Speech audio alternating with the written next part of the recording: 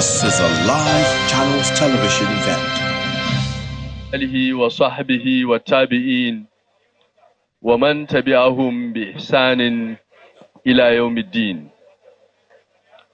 Your Excellency, the Executive Governor of Kano State, Alhaji Abba Kabir Yusuf, sir, you are most warmly welcome to NADA and to this milestone occasion.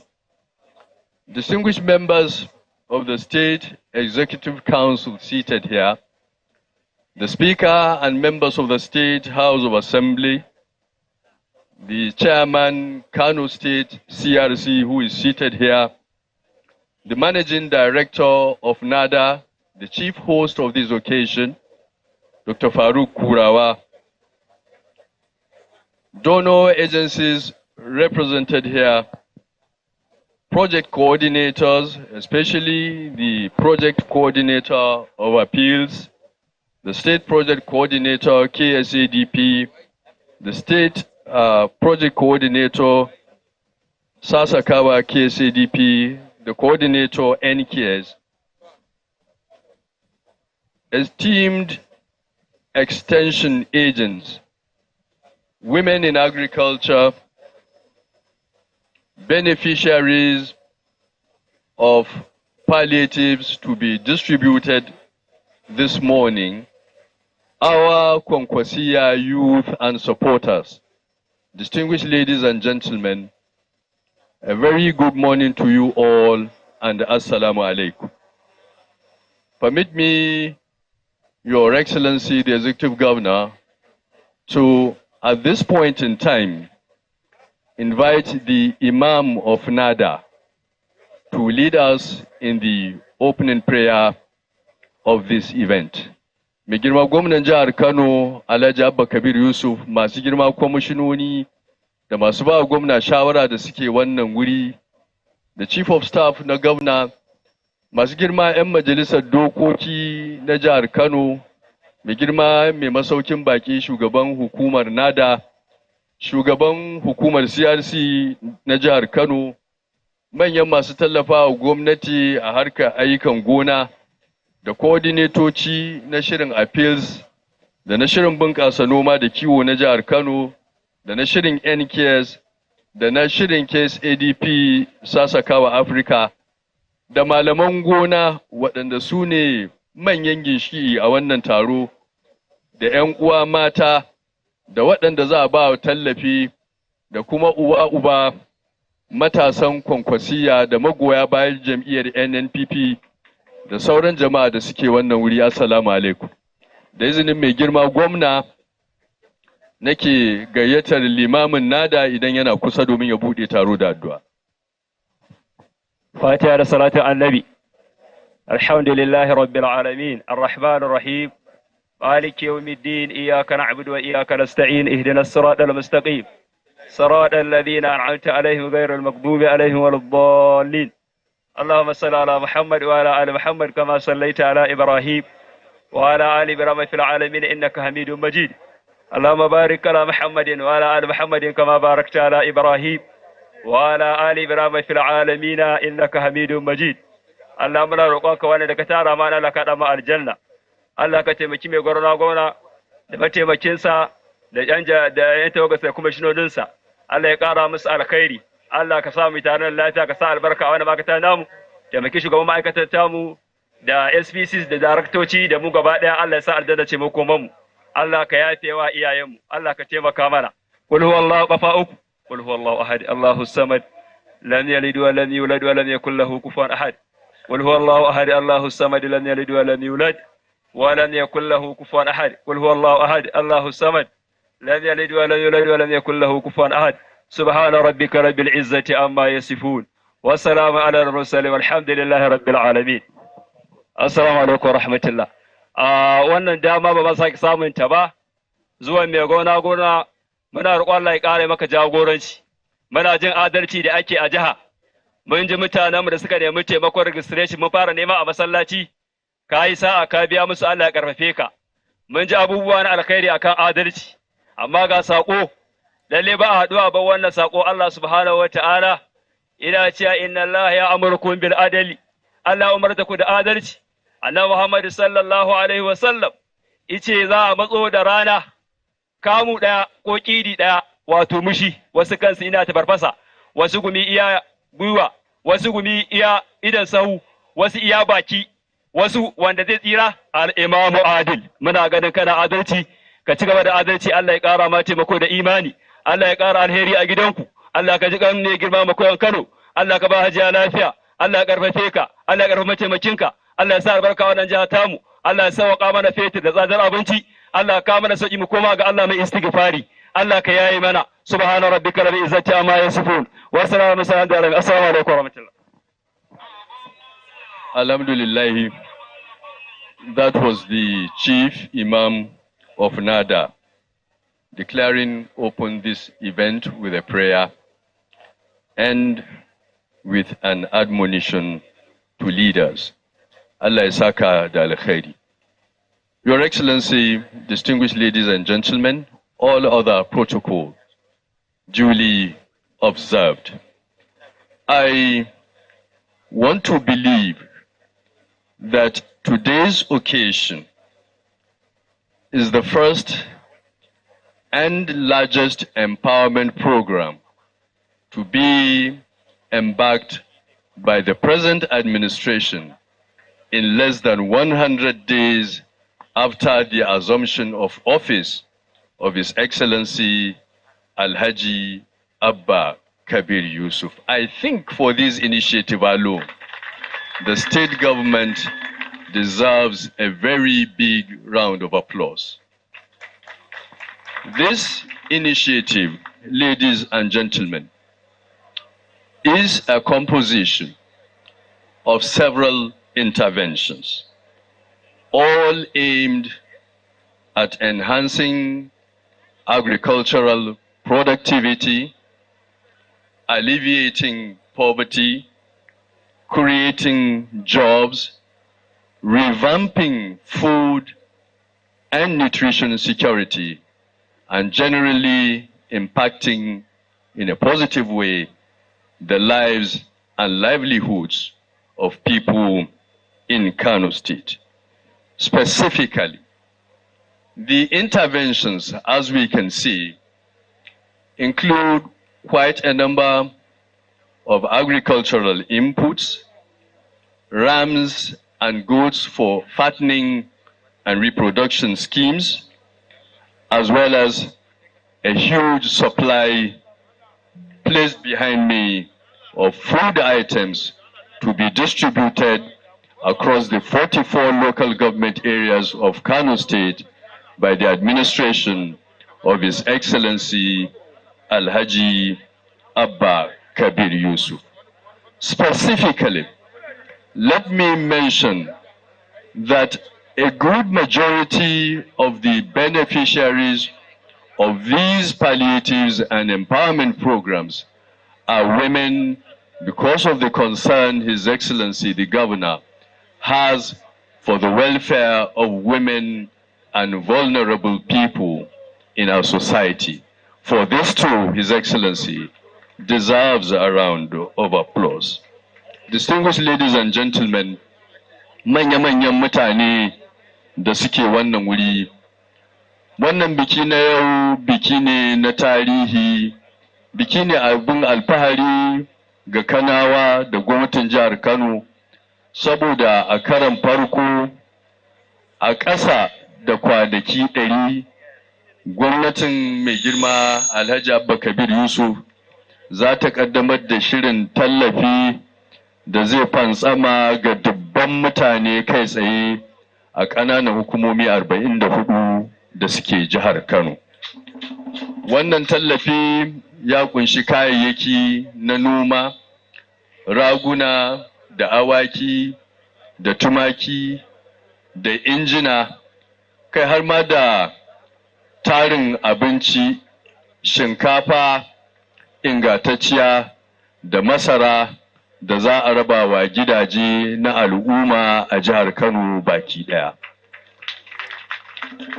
Kaso mafi tsoka na wannan tallafi da za a bayar, mai girma gwamna ya ce mata za a bawa saboda rauninsu da irin gudunmawar da suke bayarwa wurin tafiyar da gwamnati da kuma gagarumar gudunmawa da suka bayar wajen zaben mai girma gwamna Alhaji Abba Kabir Yusuf. Wannan kenan a takaice, kuma kamar yadda aka ba da umarni dukkanin jawabai da za a gudanar a wannan taro za a gudanar da su ne daidai ruwa daidai tsaki, ma'ana ba za su yi tsawo da yawa ba saboda wannan shiri ana yada shi kai tsaye ta hanyar gidajen talabijin na channels da kuma na Arise wanda awa biyu rak suka bamu domin yada wannan shiri kai tsaye. May I remind speakers at this occasion, ladies and gentlemen, to please be conscious of time in view of the fact that we have only 2 hours slated for coverage of this event by channels and Arise televisions, as well as some 5 or 6 local radio stations in Kano.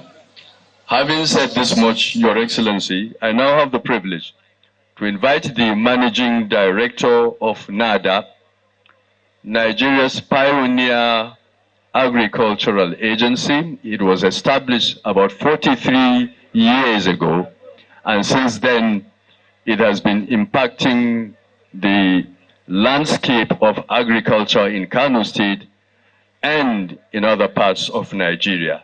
Let us please put our hands together for the Managing Director of NADA, Dr. Farouk Kurawa. أعوذ بالله من الشيطان الرجيم بسم الله الرحمن الرحيم.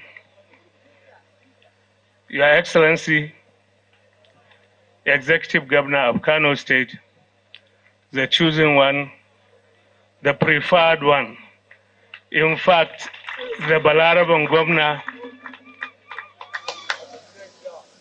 Alhaji Abba Kabir Yusuf, Shugaban Majalisar Dokoki ta Jihar Kano, shauran kwamishinoni da suke wannan wuri, da 'yan majalisa na dokoki na Jihar Kano, jami'an tsaro da shauran ma'aikata wanda suke aiwatar da waɗannan ayyuka daban-daban. Ina muku gaisuwa irin ta addinin Musulunci. Assalamu alaikum wa rahmatullahi ta'ala wa barakatuh. Da farko dai ina mai matukar farin ciki ganin cewa wannan al'amari yana gudana a NADA a karo na farko a matsayina na shugaban wannan hukuma ta raya karkara da bunƙasa ayyukan noma ta jihar Kano, wanda hakkinta ne ta yi duk abin da za ta yi domin ta ga cewa an kawo wa jihar Kano ci gaba ta hanyar noma da kuma ƙananan sana'o'i ta hanyar tallafawa daban-daban. To, abu na biyu, wannan rana tana da matuƙar muhimmanci gare ni saboda rana ce wacce take tana kurkusa da kwana 100 da wannan gwamnati ta yi akan karagar mulki, kuma alhamdulillahi tun kafin yanzu mun gani mai girma gwamna ana rantsar da shi ya bujiro da ayyuka domin ci gaban al'umma da bunƙasa wannan jiha tamu mai albarka.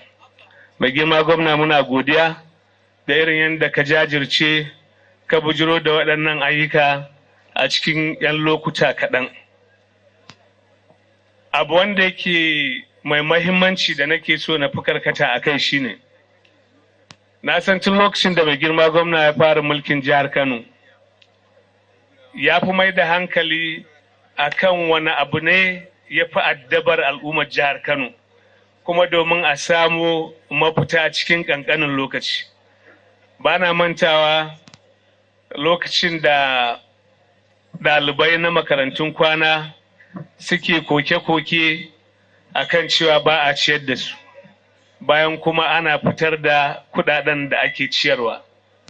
Hankalin mai girma gwamna ya tashi nan take ya ba da umarni a cikin ƙanƙarin lokaci abinci ya wadata a dukkan makarantun kwana ɗin nan. Mai girma gwamna muna godiya a madadin ɗalibai na wannan jiha masu albarka. To, mutane za su ga abubuwa da yawa a nan da aka baza domin a nuna irin wannan jajircewa ta mai girma gwamna. Akwai, in aka duba za a ga cewa akwai akuyoyi da tumaki, akwai za ka ga wani lokaci ga takin zamani nan, ga wasu injina wanda suke na ban ruwa ne na zamani ba tare da sai ka sa musu fetur ba. Sannan kuma muka duba daga baya za mu ga buhunan shinkafa nan da na masara. To kamar yadda aka yi wancan abu na ciyar da ɗaliban makaranta, mai girma gwamna hankalinsa ya tashi kwarai da gaske ganin cewa farashin abinci yana ta hauhawa.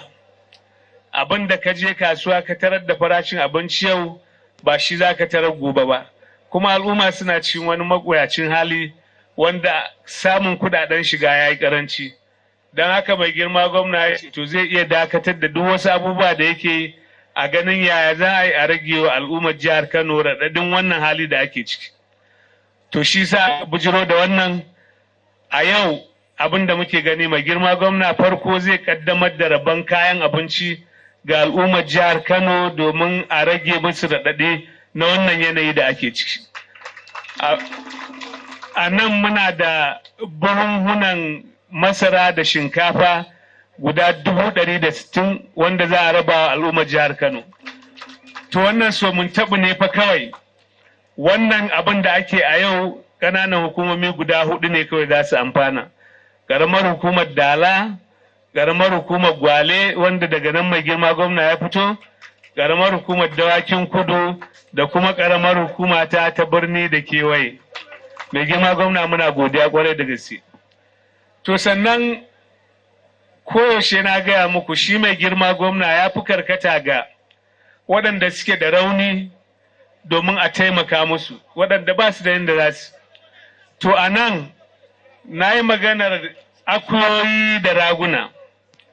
To wannan akuyoyi da raguna za a taimaka wa mata guda 2,600 a ƙananan hukumomi na jihar Kano guda 44 domin su je su kiwo su samu kuɗaɗen shiga kuma su samu inda za su kula da iyali. Domin kun san mata su ne masu rauni kuma sannan sun fi mafi yawancin maza kula da iyali da tausayi.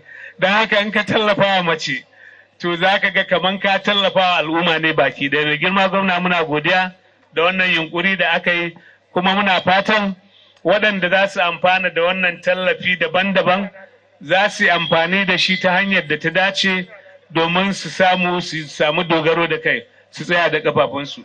Mai girma gwamna muna godiya kwarai da gaske da wannan nake wa mai girma gwamna da tawagarsa maraba zuwa wannan hukuma ta nada wacce nake a matsayin shugaba manajin darakta a wannan hali. Sai dai mai girma gwamna akwai koke-koke da nake so na ɗan kawo a nan wanda wannan hukuma take fama da shi.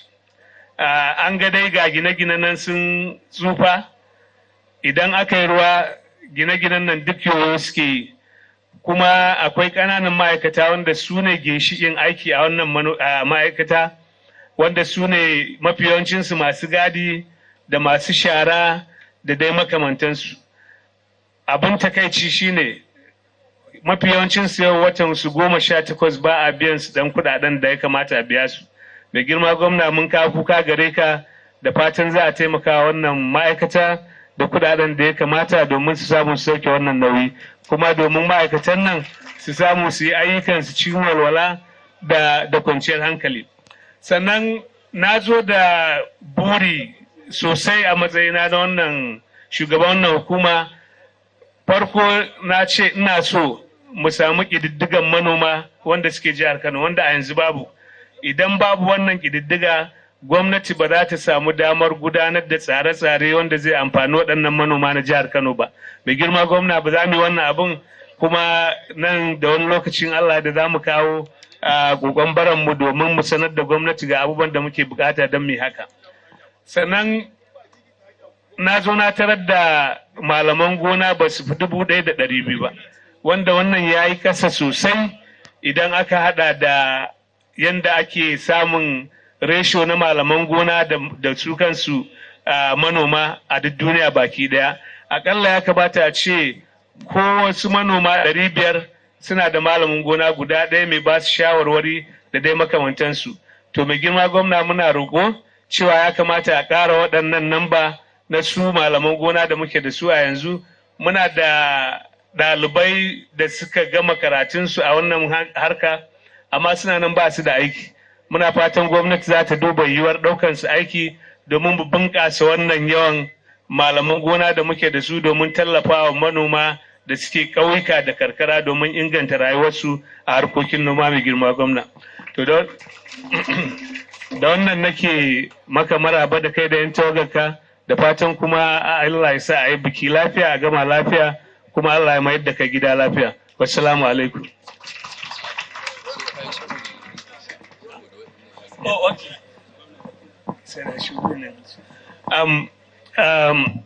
Your Excellency and His entourage, members of the Executive Council, members of members of State Assembly, security agents, and other coordinators of different activities. Good morning. It's a great pleasure for me to stand here before you to welcome you all to this important occasion. It is very important for me and for Kano State government at this juncture because it is the first event that is happening, or first public event that is happening, that is rolling out different intervention programs, including palliatives to reduce the effect of hardship that we are all witnessing in this country. If we look around, we will see various items being on display. So let me outline the activities happening. We can see there are goats and rams on display. There are irrigation pumps that are climate smart, that doesn't need petroleum or diesel.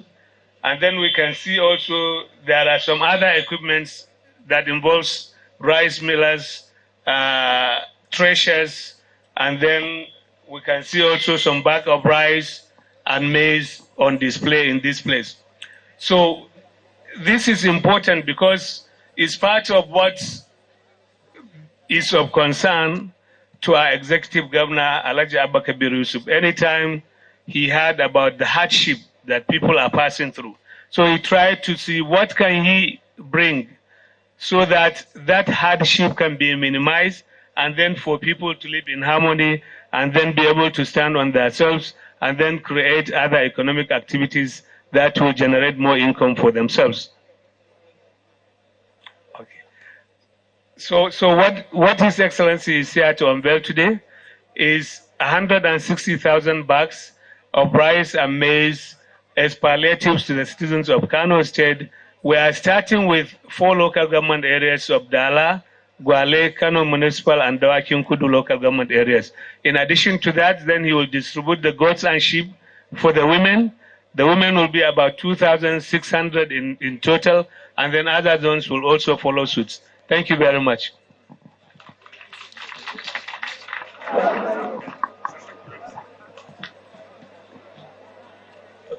To Alhamdulillah, that was the managing director of NADA, the anchor agency for all agricultural projects supported by donors.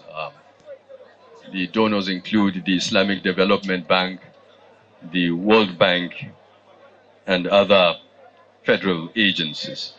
Without much ado, Your Excellency, we shall move to the second or third item on the agenda of this program, which is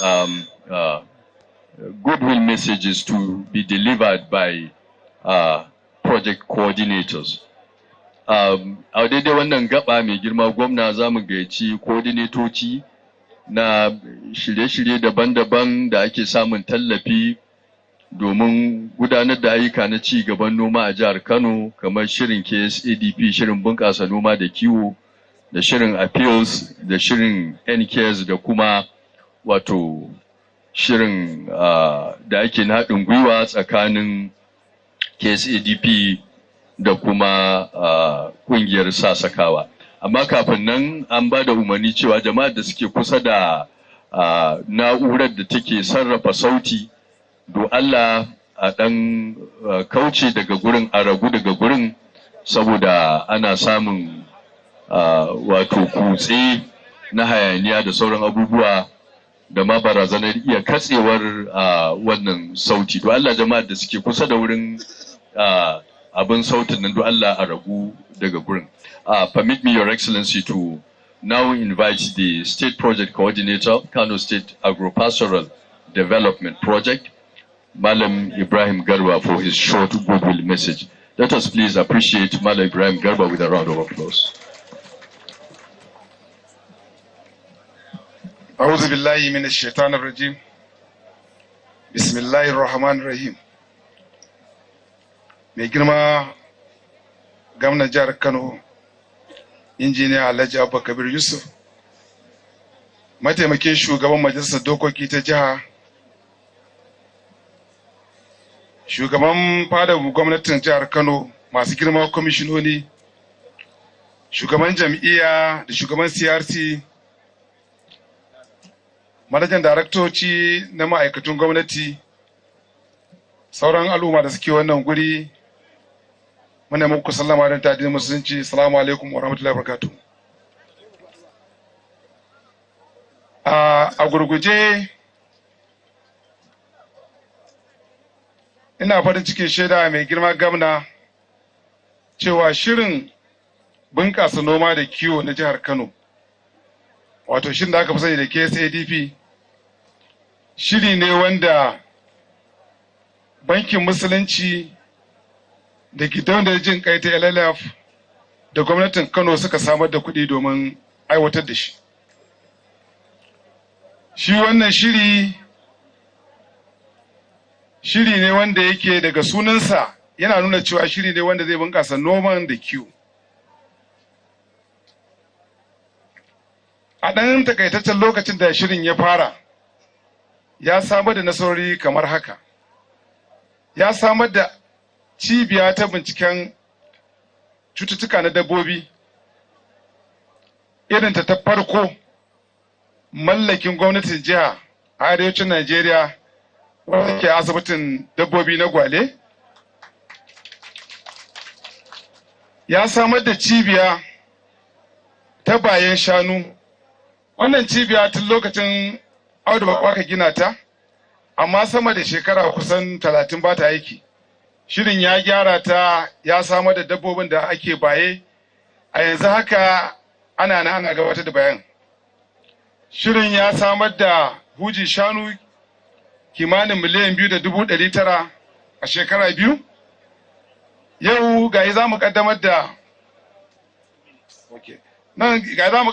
ba da tallafi na dabbobi.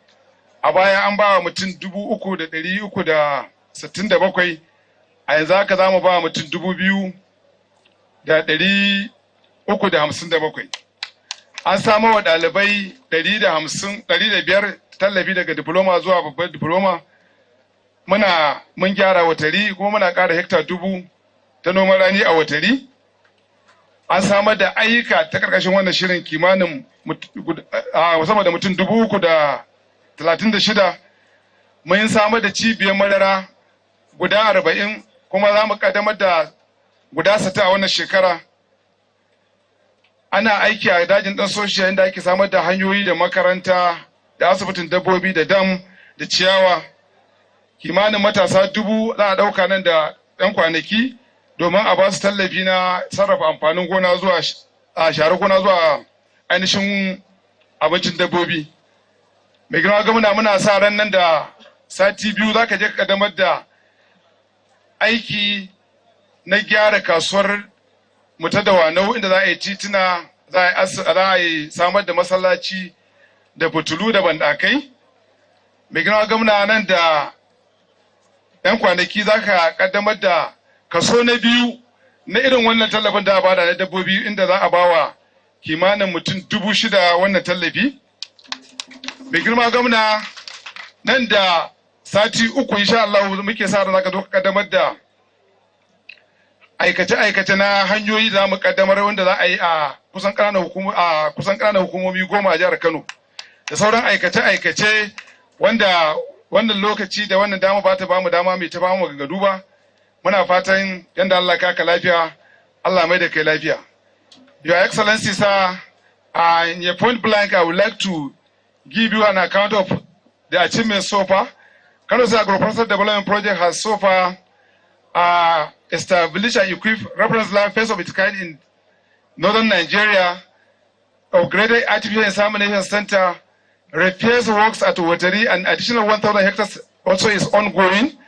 Upgrading the renowned international grains market at Dawano, and so many other social and agricultural infrastructure which are ongoing, which because of the time factor, time will not permit to talk much as I been warned of them to be mindful of time.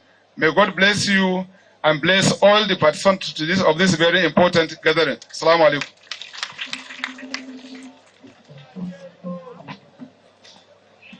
Thank you very much, the SPC KSADP. Let me please reiterate that we have limited time for this program. Therefore, all speakers, subsequent speakers, should speak in not more than 2 minutes. Let us stand by the existing protocol, say what we want to say in 2 minutes so that we make very good use of time. May I quickly invite the SPC NKs. Please come forward. If NKs is not available, the SPC.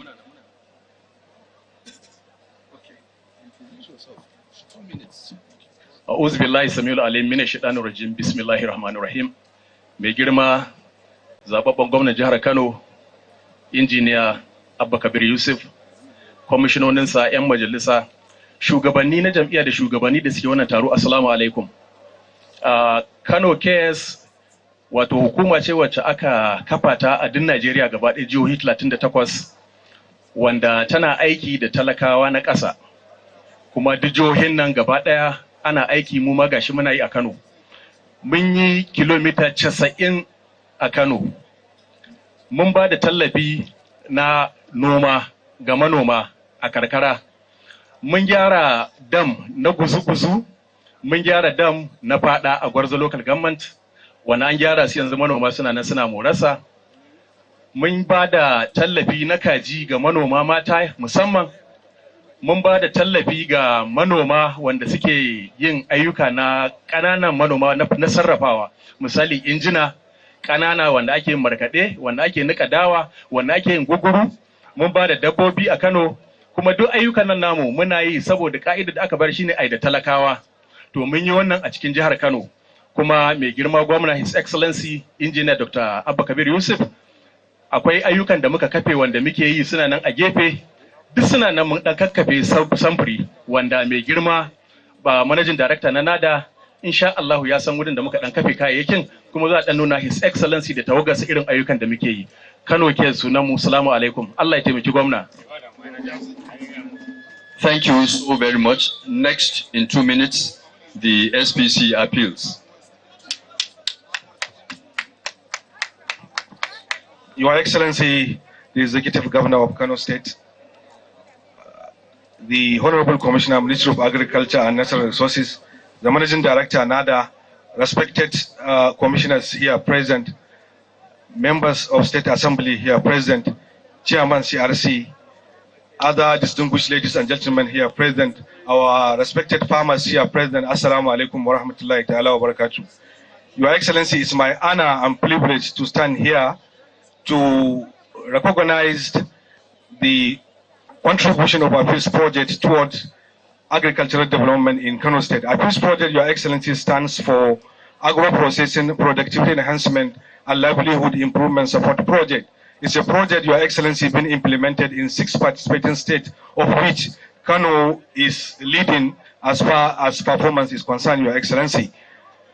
This project, Your Excellency, has recorded tremendous success in the state. Majorly, 3 areas in which the project has a success story, Your Excellency, is the transformation of local gurasa production in the state into a modern open solar energy gurasa production, in which instead of 16 pieces using local pots in 30 minutes, Your Excellency, this project has brought a technology that can produce gurasa under hygienic condition in 16 minutes and will produce 40 pieces, which enhanced the profitability of the business in Kano State, Your Excellency. Another achievement, Your Excellency, is the transformation of Gwari, the usual Gwari, in tomato production in Kano, Your Excellency. This project has established greenhouse tomato production in Kano State. Bagauda greenhouse tomato production is one of the cluster under greenhouse tomato production, of which is the first of its kind in northern Nigeria, where smallholder farmers comprising of women, youth, and people with special needs are utilizing and contributing in stable supply of tomato throughout the year in Kano State. Your Excellency, another achievement is in rice production, where from 2.5 metric ton, Your Excellency, this project has promoted the production of rice to 7.2 metric tons per hectare in Kano State using improved technology. Mai girma gwamnan jihar Kano, masu girma manya-manyan baki da ke wannan guri, assalamu alaikum. Muna yi wa mai girma gwamna barka da zuwa a madadin manoman shinkafa, tumatir da alkama na Agric da ke wannan guri. Kowa ya kalli fuskar mai girman gwamna ya san mun ga abokin tafiya a harkar noma. Kasa da kwana 100 mai girma gwamna ya yi creating lokaci ya halarci taro domin ya gana da manoma, ya ga fuskokinsu. Haka kuma a ƙarshen shiri na appeals ya ɗora ɗamba ta tallafi na noman rani na shinkafa, tumatir da alkama, inda manoma 300 ƙarshen wannan shiri za su amfana da takin kamfa, yuriya, iri, maganin feshi da fatar buhu ta ɗinke shinkafa. A wannan gaba muke ƙara jaddada godiyarmu ga mai girma gwamna da addu'a. Allah ya riko da hannu, Allah ya ci gaba da dafawa, Allah ya ƙara arzikin jihar Kano. Jama'a assalamu alaikum. Thank you so very much. But next time, if you speak for longer than 2 minutes, something will likely happen to your rice and tomato. Next, I will call upon the country representative, Sasakawa, Africa. You just have 2 minutes, Sasakawa, Africa, in view of the constraint of time. Bismillahirrahmanirrahim. Your Excellency, the Executive Governor of Kano State, Alhaji Abakabir Yusuf, and his entourage, the Honorable Commissioner of Agriculture, and the other Honorable Commissioners here present, the Managing Director of NADA, and members of the State Assembly, the SPC of the KSADP, and all other distinguished protocols, numerous to mention, duly and respectively observed. Your Excellency, I am representing, my name is Abdurrashid Hamisu. I am representing the Country Director of Sasakawa Africa Association, Dr. Godwin Arthur, who is unavoidably absent due to his participation at the annual Africa Green Revolution Forum taking place in Tanzania. Your Excellency, I wish to use this opportunity to extend the country director's warmest greetings and to also convey our heartfelt gratitude to you for your unwavering support. We at Sasakawa, we indeed take an immense pride in being associated with the growth and development of agriculture in Kano State. Sasakawa Africa is an international organization with its headquarters in Tokyo, Japan. And the Nigeria Country Program was established in 1992, and since then we've been collaborating with federal and state ministries, departments and agencies, research institute, universities to implement agricultural programs and also enhance on the farmers' livelihoods. Because of time, I would like to quickly go and talk in the context of KSADP project, Your Excellency, Sasakawa serves as a technical partner in supporting the government's effort on boosting the agricultural production in the state. We are also supporting in improving the access to inputs and technology, strengthening extension service delivery, fostering agribusiness development, and also strengthening smallholder farmers so that they can be viable and they can also pay farming as a business. Your Excellency, we have done quite a lot. Not only Sasakawa that is implementing this, we are also collaborating with reputable organizations. We are collaborating with IITA, ICRISAT, and numerous indigenous companies to strengthen system, facilitate market access, and also promote income generation activities. The time will not permit me to give you the detail of what we have achieved, but Your Excellency, within this short period of time, we have so far networked 366,000 farmers across the 44 local governments of Kano, who are impacted in the areas of regenerative agriculture, nutrition-sensitive agriculture, and market-oriented agriculture. We thank you once again, Your Excellency. We thank the bank, and we wish you successful completion of your programs. Thank you very much. Thank you so very much, Comrade Ofar Mata, representing the Country Director, Sasakawa, Africa. Distinguished ladies and gentlemen, there is a saying that the biggest masquerade comes last. This afternoon, things have changed drastically. We, because of certain reasons, have to adjust, review, panel beat, and probably repaint our program to suit the existing conditions. Therefore, it is at this juncture that I will have the special privilege to invite for his remarks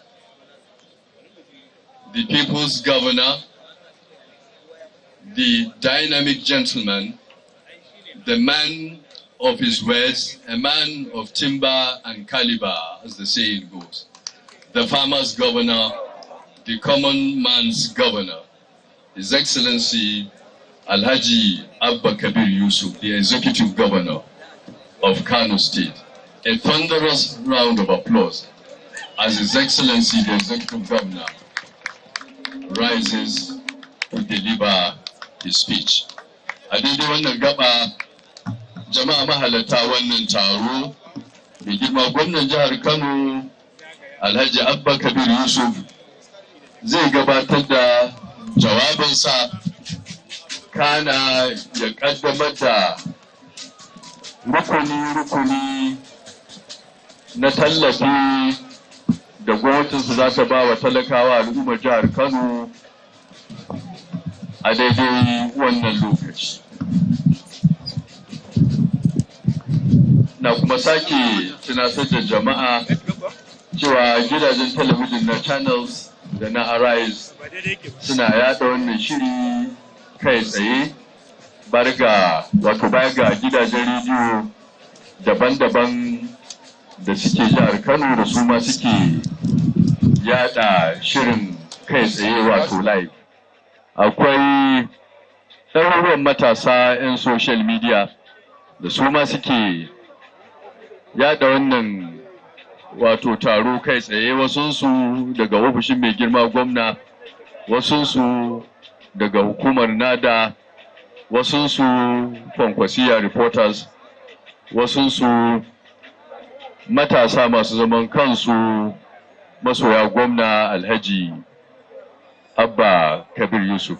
To amma kafin mai girma gwamna kuma ya taso don kaddamar da jawabinsa, dukkan jama'ar da suke tsaye a gabas dinnan suka kare kayayyakin da za a kaddamar, do Allah an ba da umarni cewa kowa da kowa ya bar wurin. Kowa da kowa, in ba ma'aikatan da suke lura da kayayyakin ba, kowa da kowa ya bar wurin. da Allah a yi haƙuri a nuna sanin ya kamata a marmatsa daga baya waɗanda suke tsaye su zauna waɗanda kuma suke a zaunen su ci gaba da zama kan su miƙe. An cushe wurin domin mai girma gwamna yana son ya riga hango kayayyakin da za a ƙaddamar da zarar ya taso ya gabatar da jawabinsa. Saboda haka matasanmu da suke tsakiyar filin taro don Allah ya haƙuri a nuna sanin ya kamata a jeruwa inda ya kamata domin mai girma gwamna ya taso zai gabatar da jawabinsa. His Excellency the Governor of Kano State, Alhaji Abba Kabir Yusuf, is ready to deliver his speech, Your Excellency.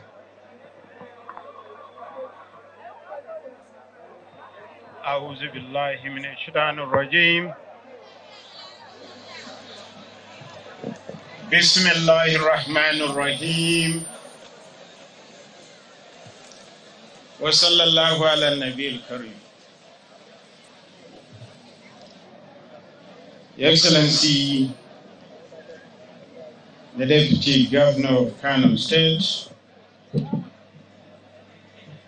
Comrade Aminu Abdul Salam, who is unavoidably absent,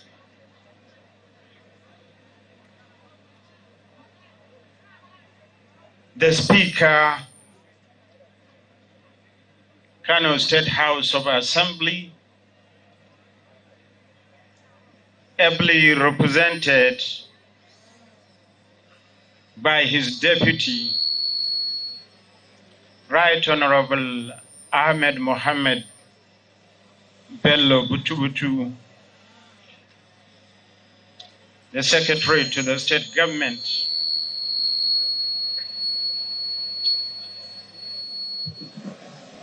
the Chief of Staff, Head of Service, Honorable Commissioners here present, especially the Host Commissioner, Minister of Agriculture, Dr. Danjuma Mahmoud, Special Advisors, Managing Directors and Chief Executives of Parastatals, especially the Managing Director of NADA, Dr. Farooq Kurawa, our Royal Fathers, Ulamas, beneficiaries of this program,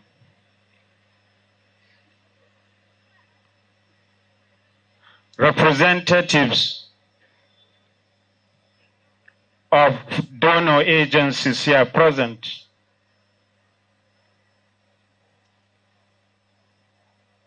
members of the press, other invited guests, Assalamu alaikum wa rahmatullahi ta'ala wa barakatuh. In the name of Allah, the most beneficent, the most compassionate. May the peace and blessings of Allah be upon our noble prophet, Muhammad sallallahu alaihi wasallam.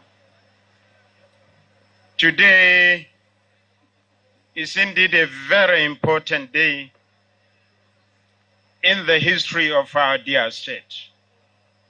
Today, we gather here as part of our continuation to fulfill our campaign promises of empowering women, youths, and the vulnerable members of the society.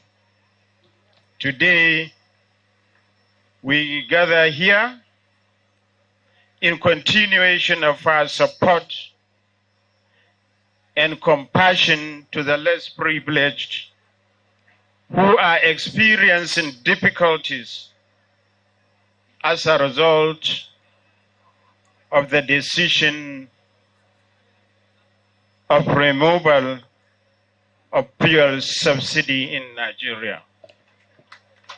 I am very much delighted to be here with you for the purpose of flagging up of various intervention programs for the benefit of the less privileged in both the rural and urban areas of our dear state. We believe that this gesture will not only help in cushioning the effects of the subsidy removal and ameliorating the harsh economic conditions, but will also strengthen our fight against poverty in our dear state.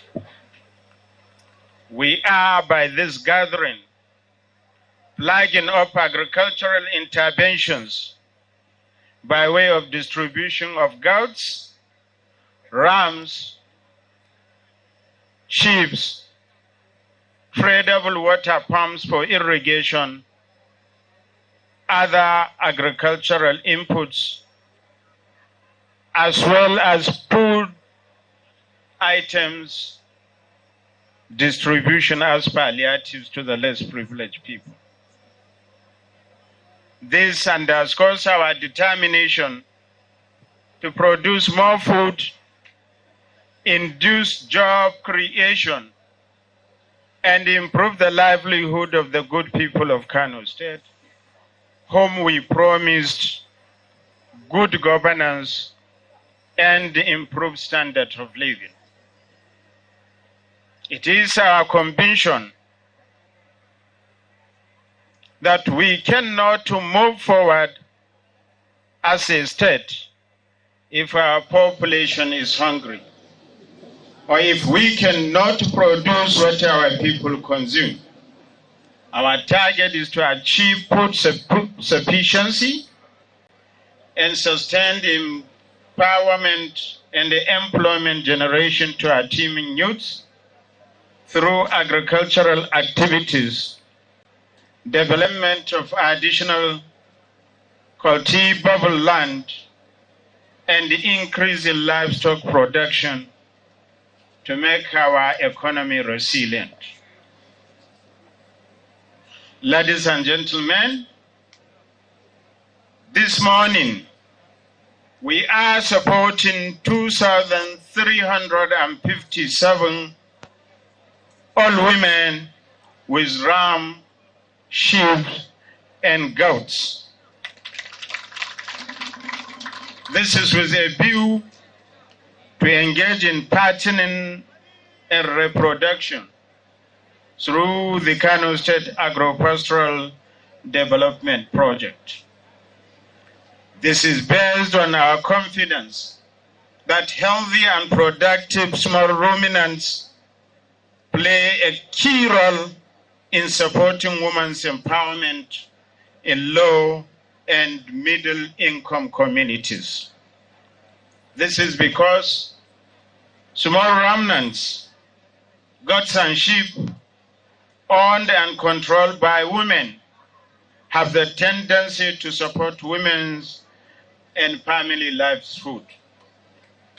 Their empowerment and their household's nutrition status outcomes. In addition, we are supporting about 6,000 smallholder farmers with agricultural inputs and technologies, including climate-smart pumping machines, power tillers, hammer mills, rice mills, rice hullers, rice threshers, maize threshers, etc., etc. This is with a view to improve agricultural productivity under the KSADP, Sasakawa Africa Association Crops Value Chain Intervention.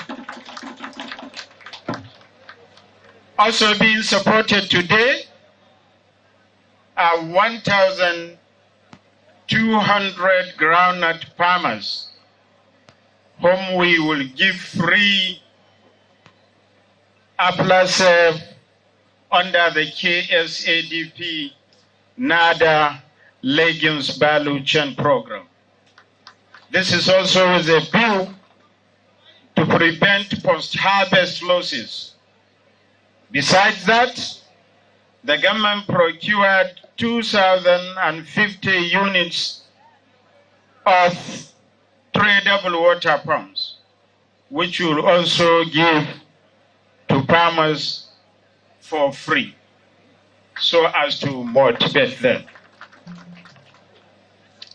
Ladies and gentlemen, under the Appeals Project, the government is providing input support to 300 farmers across the value chains of rice, wheat, and tomato.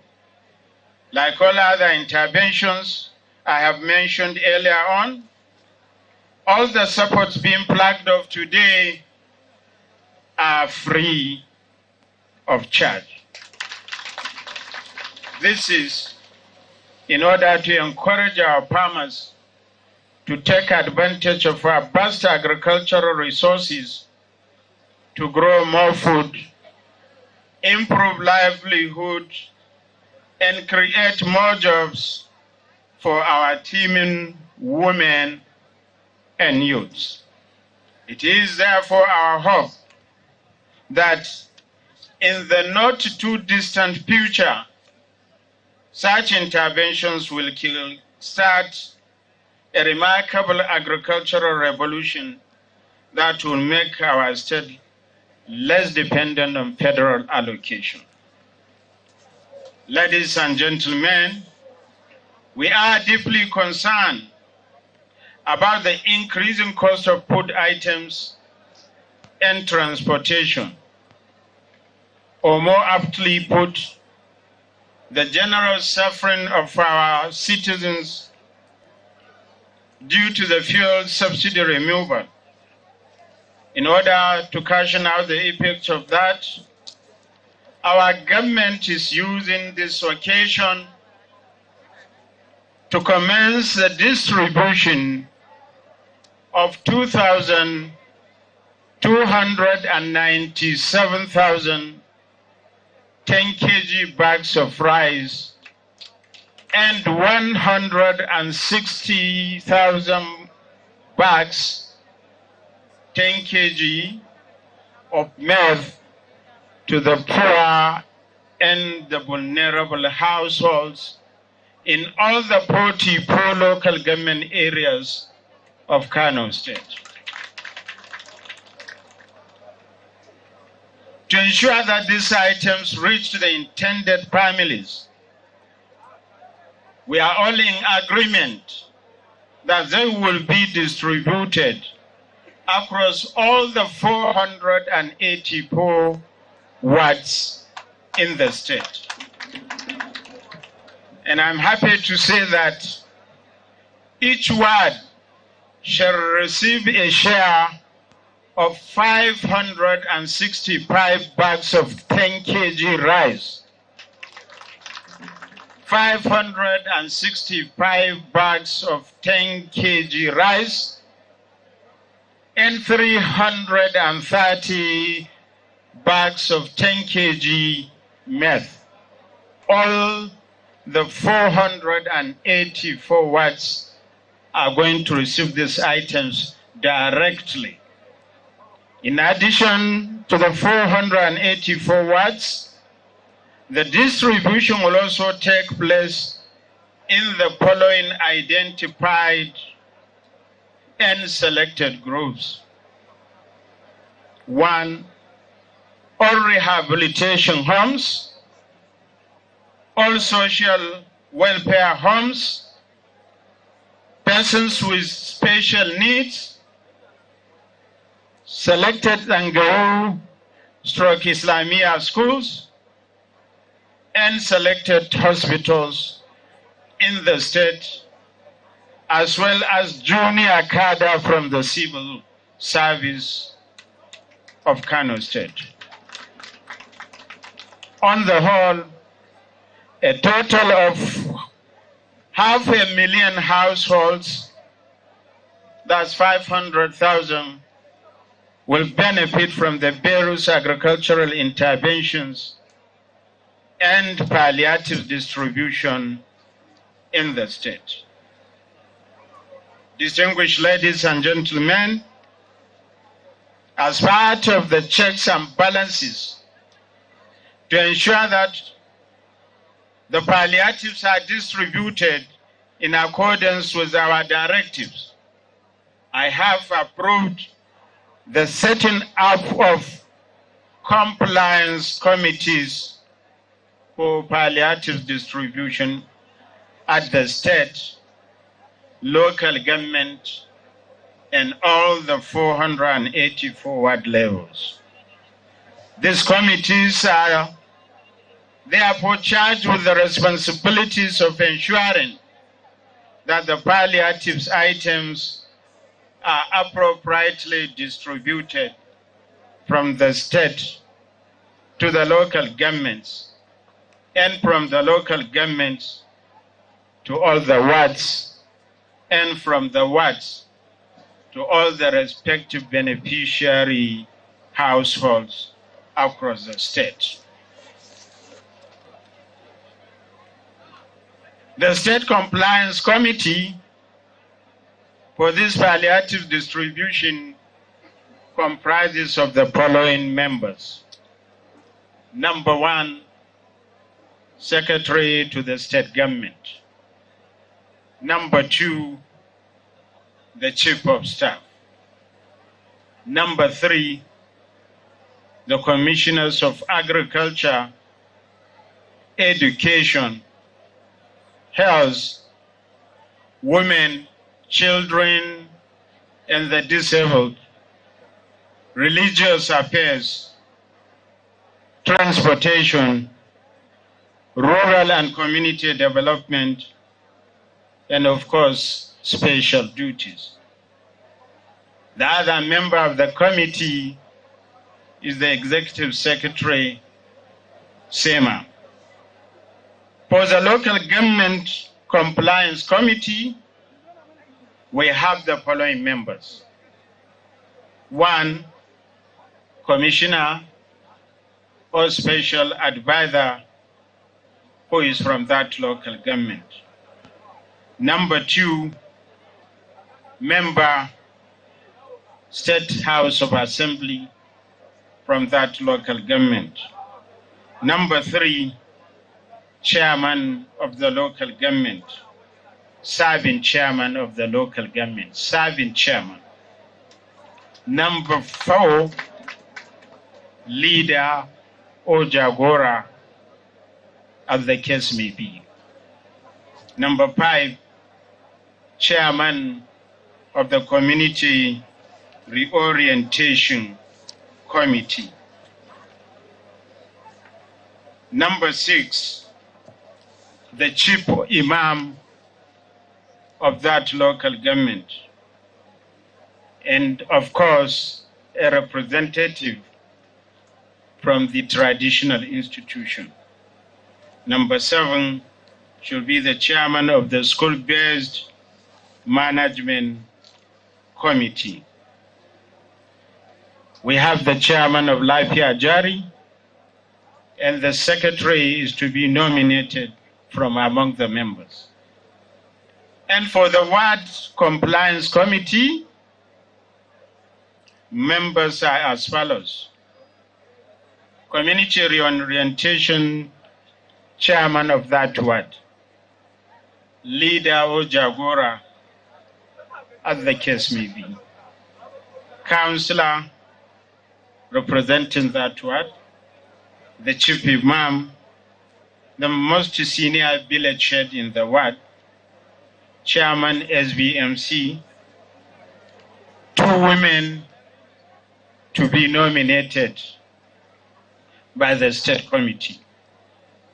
Secretary also to be nominated by the committee under the state supervision.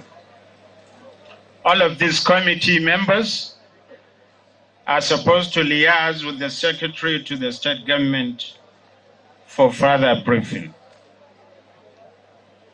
Lastly, ladies and gentlemen, but certainly not the least,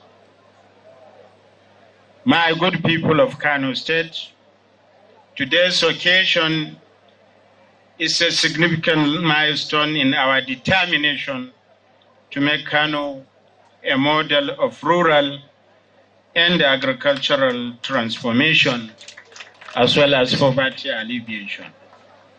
At this juncture, I want to appeal to all the beneficiaries to take full advantage of government's good gesture in making judicious use of what we have given to them. In conclusion, let me express our profound appreciation to the federal government of Nigeria under the able leadership of Mr. President and Commander-in-Chief of the Armed Forces, His Excellency Asiwaju Bola Ahmed Tinubu, and His amiable Vice President in person of Alhaji Kashim Shettima. Let me also seize this opportunity to thank the Islamic Development Bank and its partners. Let me say that the Lives and Livelihood Funds, the World Bank, Sasakawa Africa Association, NADA, our agricultural extension agents, and other important stakeholders, we want to appreciate you. We thank you for your massive support to the good people of Kano State. We want to assure you of our maximum support towards the actualization of our vision for the agricultural and rural development. Long live Kano State. Long live the Federal Republic of Nigeria. And let me seize this opportunity also, lastly also, but not the least, to thank and appreciate the diverse contributions of His Excellency, the former governor, former minister, former advisor, former presidential candidate of the Federal Republic of Nigeria, His Excellency Senator Rabi'u Musa Kwankwaso. We thank him. We thank the good people of Kano State. We thank all those that have been supporting us in one way or the other. Thank you all. Wassalamu alaikum wa rahmatullahi ta'ala.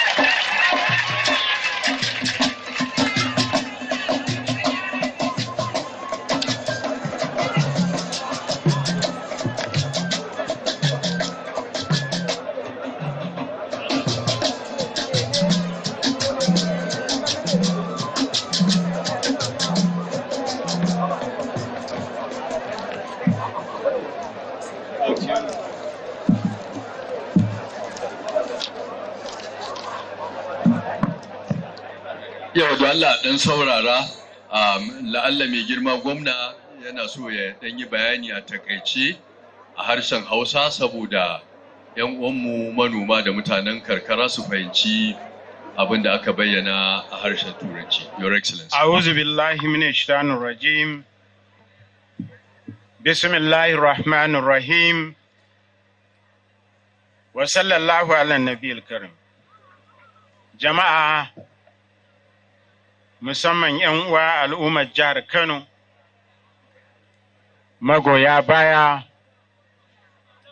wanda suka ba mu haɗin kai, suka tsaya ba dare ba rana, suka zaɓe mu, suka kuma tabbatar da cewa sun tsaya sun tsare ƙuri'unsu, kuma sun tabbatar da cewa cikin ikon Allah an faɗi wanda suke so wanda ya ci zaɓe a zaɓe na 2023.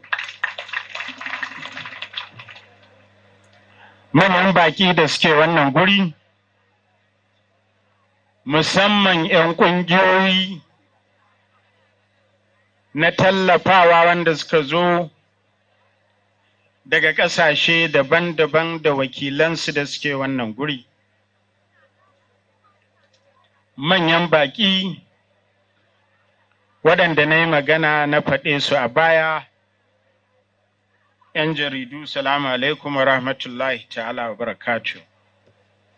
Babu shakka wannan rana ta kasance rana wacce ta shiga tarihin mu kuma ta shiga tarihin al'ummar jihar Kano da ma Najeriya baki daya. A yau mun taru a wannan guri domin ƙaddamar da ba da tallafi ga mutane, musamman mutane wanda suke talakawa masu bukata. Mutane wanda suke karkara, suke ayyukan noma, suke samun abin da za su ci, har ma su samu su kai wasu kasuwa su sayar. Mutane kuma a cikinsu wanda suke zaune babu ƙarfin yin ita kanta sana'ar, babu wata hanya ta samun jari. Ana nan a gida, da yawa sai dai a fito da safe a zagaye gari, in Allah ya sa an samu abin da za a ci, a gode wa Allah. In ba a samu ba, a koma gida a bar wa Allah. A yau cikin ikon Allah mun samu dama mun zaƙulo irin waɗannan bayin Allah domin mu tallafa musu da abubuwa na jari daban-daban. Wannan abubuwa wanda akwai na ɗaya haɗin gwiwa da waɗannan 'yan ƙungiyoyi na tallafa masu kawo gudunmawa waɗanda aka faɗe su a baya, tare da haɗin gwiwar gwamnatinku mai albarka ta jihar Kano. Kamar yadda mai magana MD na NADA ya faɗa, an yi tanadi mai yawa saboda a tallafa wa mutane, musamman mata a karkara. A yau abubuwa biyu ne. Na ɗaya, gwamnatin jihar Kano za ta ƙaddamar da ba da tallafi na kayan abinci wanda ta sayo a hannun gwamnatin tarayya, wanda suke suna nan masu ɗimbin yawa, wanda muka faɗa cewa a yau za mu ƙaddamar da ba da shinkafa kilo 10, shinkafa 297 za mu raba a wannan rana. Haka kuma za mu raba buhunhuna kilo 10 ga al'umma, wato 1,060 a wannan rana. Banda wannan, muna da kaya masu yawa waɗanda duka su ne za su zagaye ƙananan hukumomi 44 in Allah ya yarda kowace mazaɓa a jihar Kano sai ta samu wannan tallafi daga wannan rana insha Allah. Waɗannan kayan abinci wanda a yau za mu ƙaddamar da su, wanda sun haɗa kamar yadda muka faɗa da shinkafa, da gero, da masara, da sauran abubuwa, za mu raba su a mazaɓinmu 484 wanda suke ƙananan hukumomi 44. Haka kuma kowace mazaɓa mun tsaya mun raba, kowace mazaɓa za ta samu buhun shinkafa kilogram 10 za ta samu 565. Kowace mazaɓa za ta samu 565. Haka kuma kowace mazaɓa za ta samu 10 kilogram na shinkafa buhu 330 a wannan lokaci.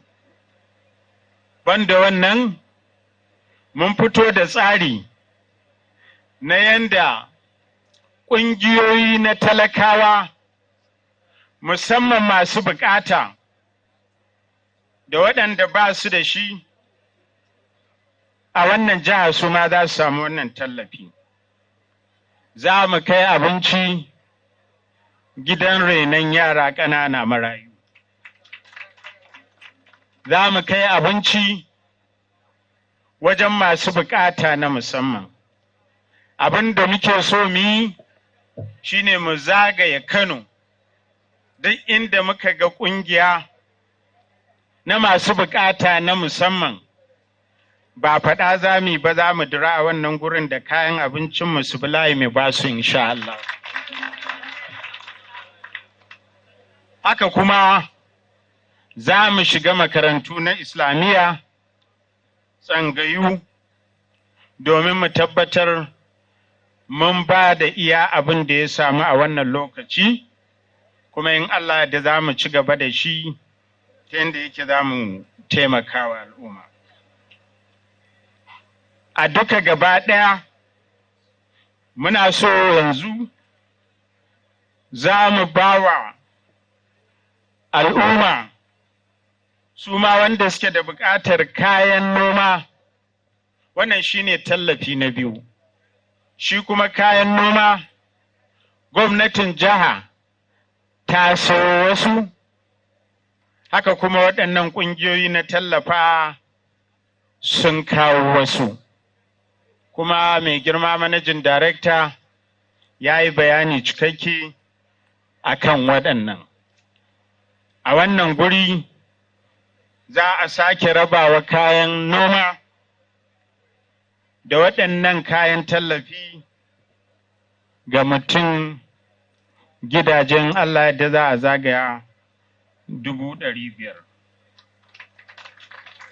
A cikin abubuwa da muke yi domin mu tabbatar da cewa ba a sace waɗannan kaya ba, ba a kai su kasuwa an sayar ba, ma'aikacin gwamnati musamman wanda suke rike da kujeru na gwamnati daga kan gwamna zuwa mataimakinsa zuwa sakataren gwamnati zuwa head of service shugaban ma'aikata zuwa shugaban ma'aikata na gidan gwamnati zuwa kwamishinoni zuwa advisors zuwa MD har da shi wannan MD na wannan gidan da yake zaune da kuma duk manya-manyan masu rike da mukami.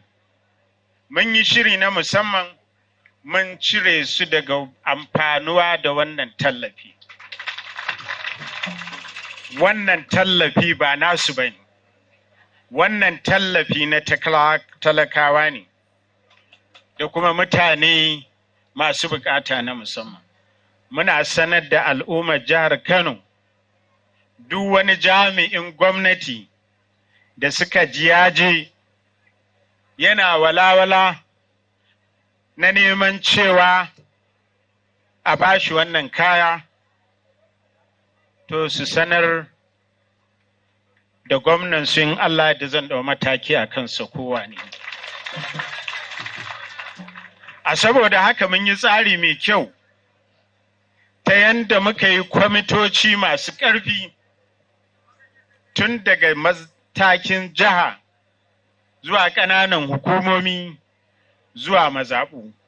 Abin da muke so shine waɗannan kwamitoci da muka yi su ne za su zauna su tsara yanda za a raba waɗannan kayan masarufi na tallafi ta yanda za su sauka ƙasa su tarar da talakawa kamar yadda muka yi alkawari. Waɗannan kwamitoci, in Allah ya yarda, mun yi musamman na jiha na yanda yake sakataren gwamnatin jiha da babban mai kula da ma'aikatan gidan gwamnati da kwamishinoni na ilimi, na noma, na kiwon lafiya, na mata da yara da masu bukata, na addinin musulunci da sauran addinai, na harkar sufuri, na harkar raya karkara da kuma na ayyuka na musamman,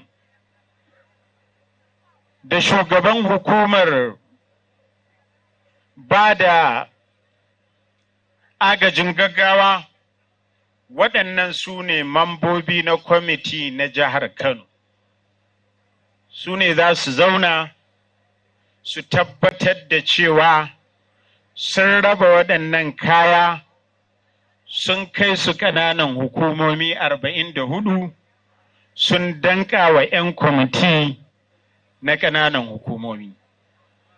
Waɗannan 'yan kwamiti su kuma na ƙananan hukumomi 44 sun haɗa da kwamishina ko mai ba wa gwamna shawara wanda ya fito daga wannan ƙaramar hukuma. Haka zalika ɗan majalisar jiha wanda yake daga wannan ƙaramar hukuma. Haka mai girma chairman, zababben chairman na wannan ƙaramar hukuma shi ma memba ne. Haka jagora ko wani shugaba wanda aka naɗa shi a jam'iyyance shi ma yana cikin wannan kwamiti. Haka shugaba na CRC na wannan ƙaramar hukuma yana cikin wannan kwamiti. Haka kuma wakilin masarauta da kuma babban limami na wannan ƙaramar hukuma shi ma yana cikin wannan kwamiti. Akwai chairmomi masu lura da gyare-gyare da aikace-aikace na wato makarantu na firamare da sakandare da suke wannan ƙananan hukumomi. Haka kada na manta a sama, a jiha lalle ne a sami wakilin masarauta. Lalle a sa wakilin masarauta domin ya wakilci masarauta. Waɗannan mutane da na faɗa su ne wanda za su karɓi kayan tallafi a hannun kwamiti na jiha. Banda wannan su kuma akwai na mazaɓinmu 484. Waɗannan mazaɓu kwamitocin mambobinsu sun hada da shugaba na CRC na wannan mazaɓa. Haka jagora wanda aka zaɓa a jam'iyyance. Haka kawunsila mai wakiltar wannan mazaɓa shi ma mamba ne. Haka dagaci ko kuma mai unguwa a cikinsu kowane ne a wannan mazaɓa shi ma mamba ne. Haka imam, babban limami na wannan mazaɓa shi ma mamba ne. Haka wakilin gyaran makarantu na wannan mazaɓa shi ma mamba ne. Haka kuma wakilan mata guda 2 daga wannan ƙaramar hukuma su ma mambobi ne. Akwai sakatare wanda su kuma su za su zauna su zaɓi sakatarensu. Wannan mambobi su ne za su je ƙaramar hukuma wajen wannan kwamiti su karɓo kaya su shiga mazaɓarsu su tabbatar da cewa sun raba waɗannan kaya. Ina so na yi amfani da wannan dama na roƙi al'ummar jihar Kano. Jihar Kano tana da yawan al'umma fiye da kowace jiha a faɗin Najeriya.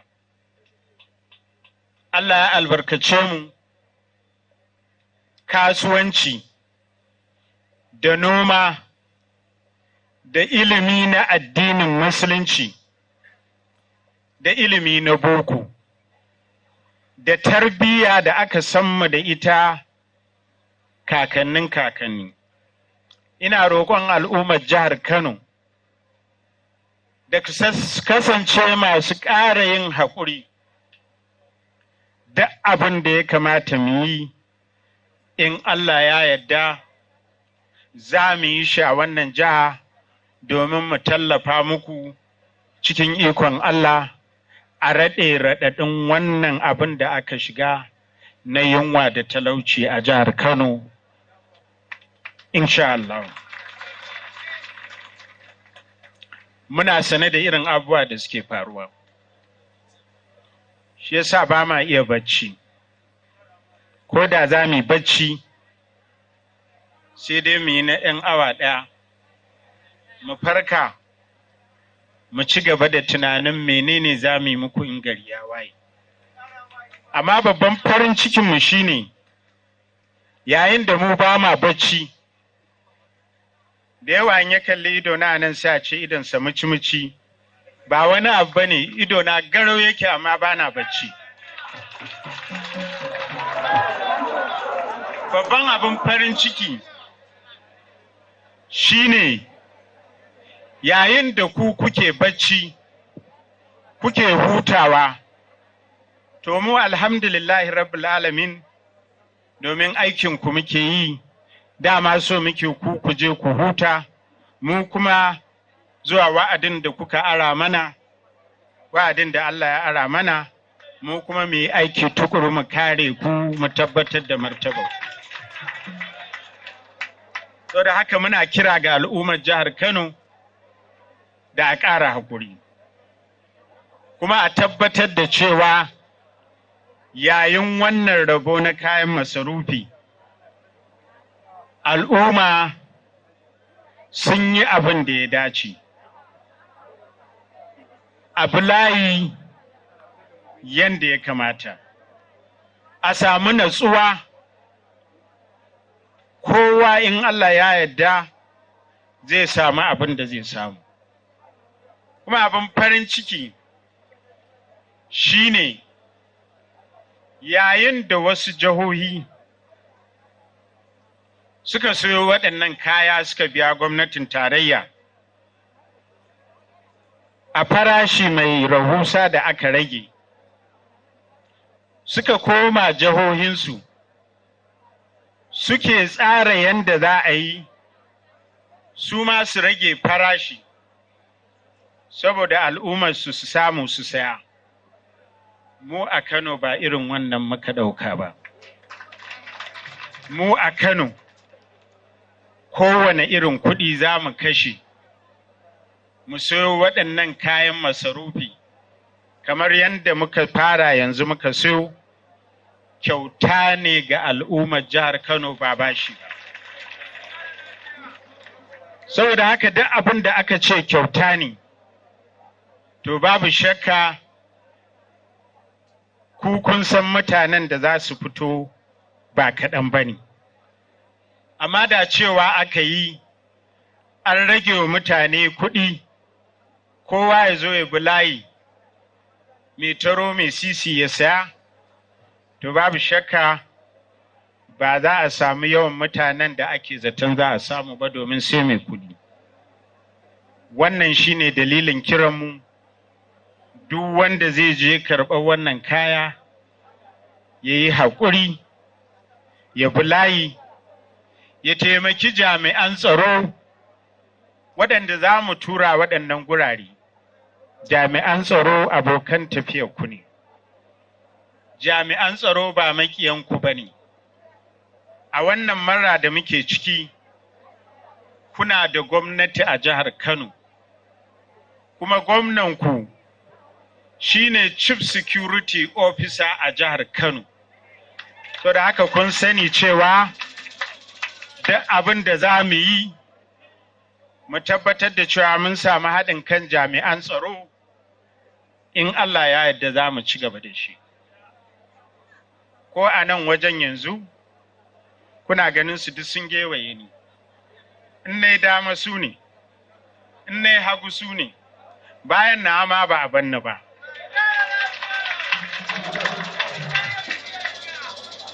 A cikin kuma suna nan. Amma ku ga ku free, wanda yake so sai ya zagaya ya fice ba wanda ya sani. Amma tari in na yi suna nan. Wannan yana da nasaba. A da ban zama gwamna ba, ni kaɗai nake yawo, ni kaɗai nake zuwa inda nake so. Amma da na zama gwamna, na zama pro-party na jami'an tsaro, and sustained empowerment and the employment generation to our teeming youths through agricultural activities, development of additional cultivable land, and the increase in livestock production to make our economy resilient. Ladies and gentlemen, this morning we are supporting 2,357 all women with ram, sheep, and goats. This is with a view to engage in patterning and reproduction through the Kano State Agro-Pastoral Development Project. This is based on our confidence that healthy and productive small ruminants play a key role in supporting women's empowerment in low and middle income communities. This is because small ruminants, goats and sheep, owned and controlled by women, have the tendency to support women's and family livelihood. Their empowerment and their household's nutrition status outcomes.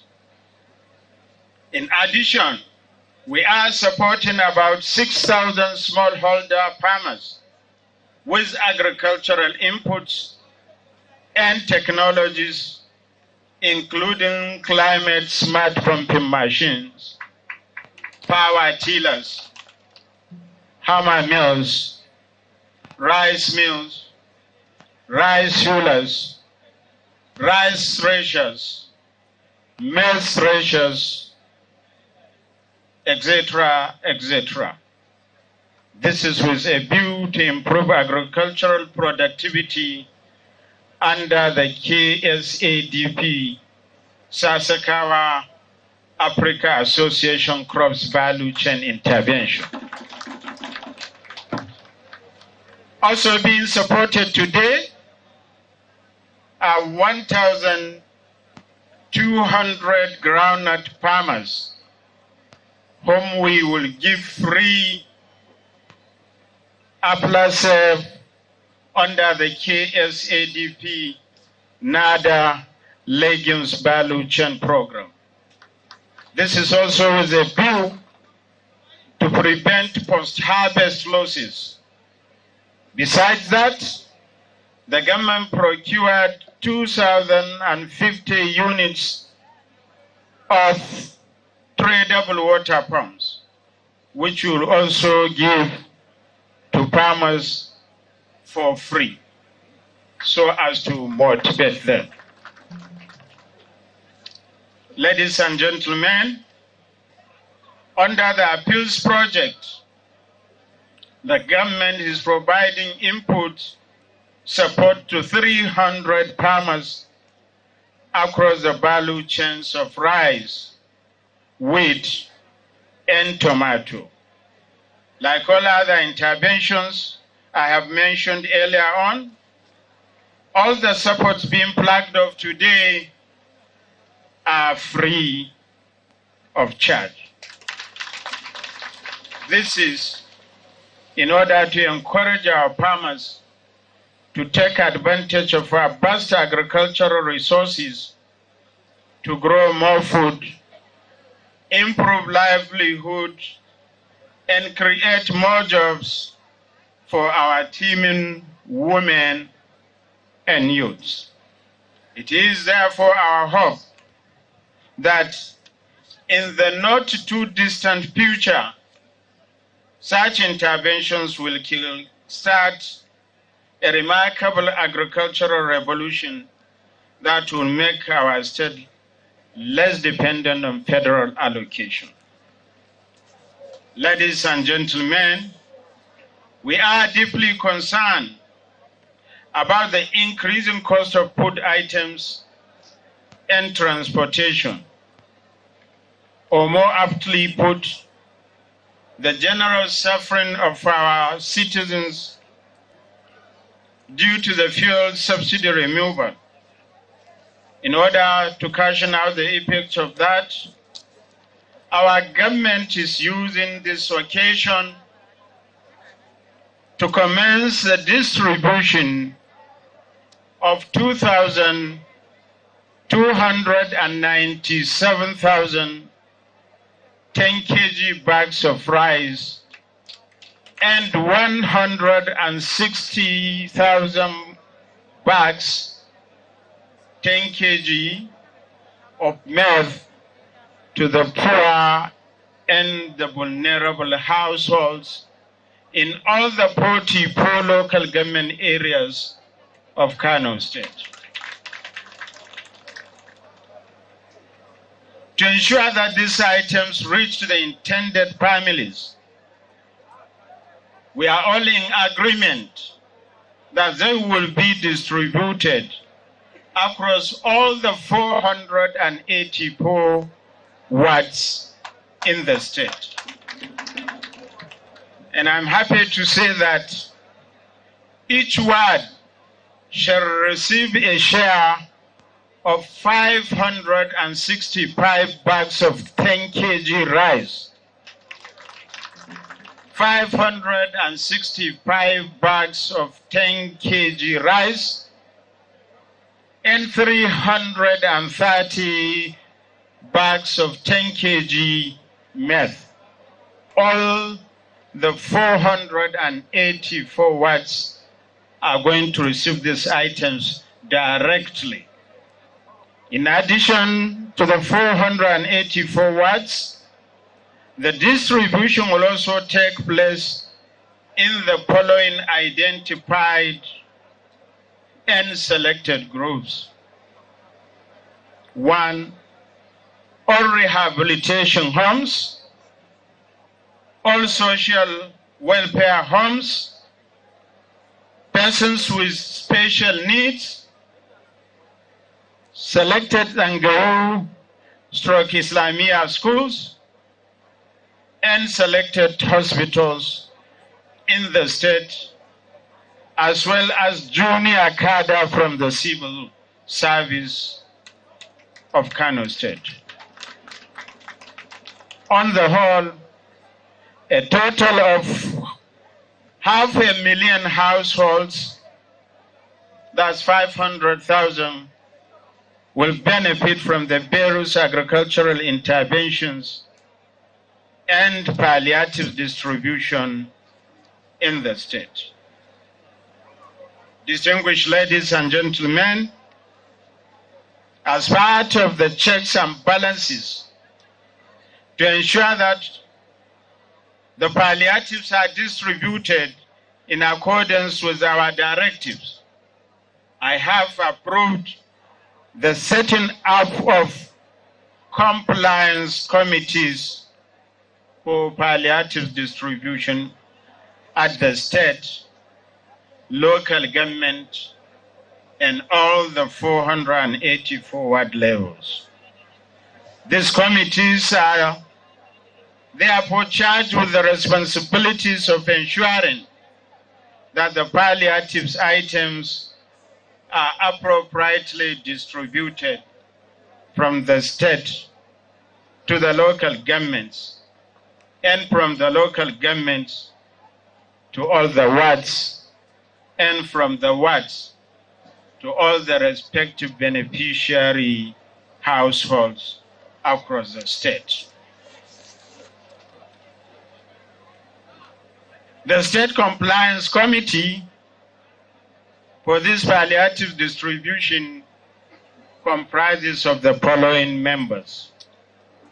Number one, Secretary to the State Government.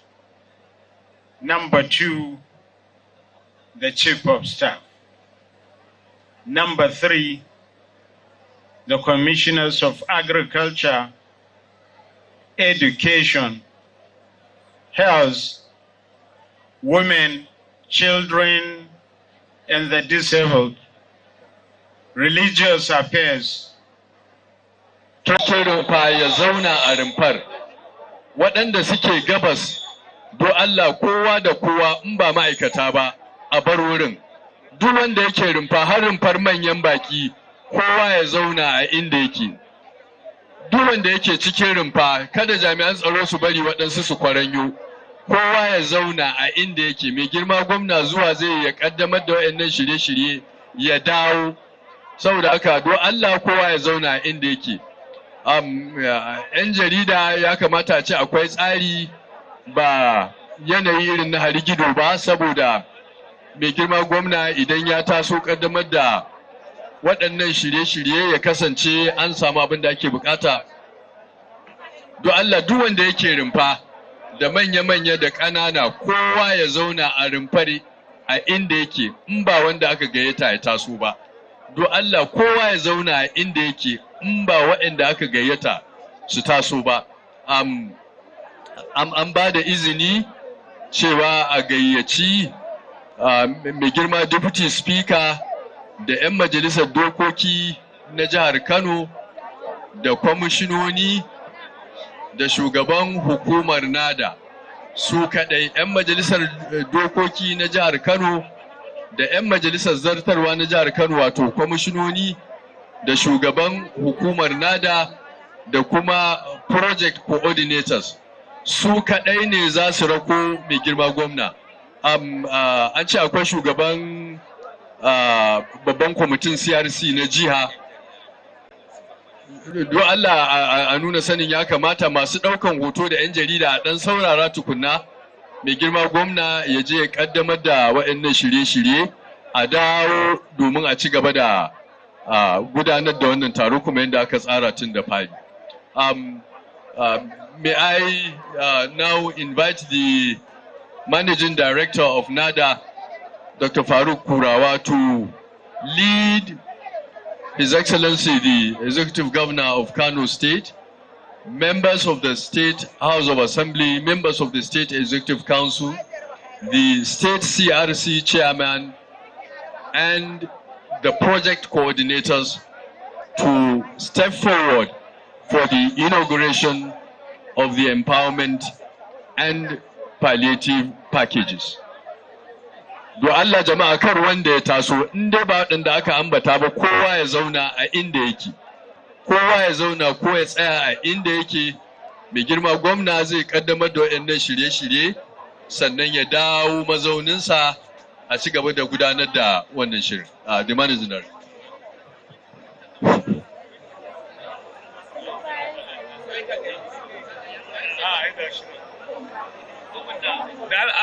Abuda.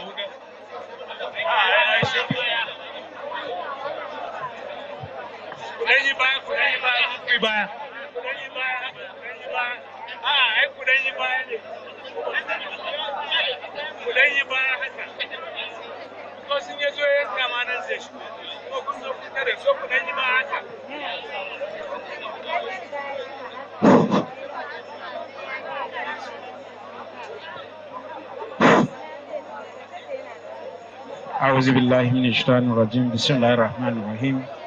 In the name of Allah, the Beneficent, the Merciful, and by this day declaring the distribution of palliatives to the less privileged people of Kano State, inshallah.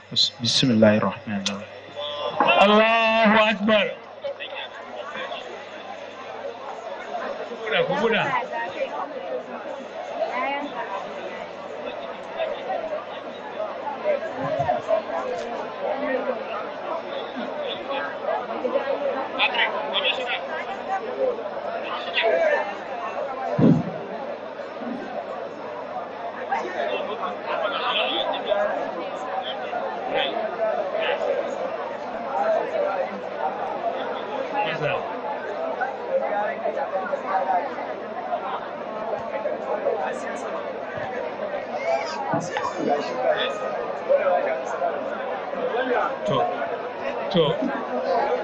Your Excellency, sir.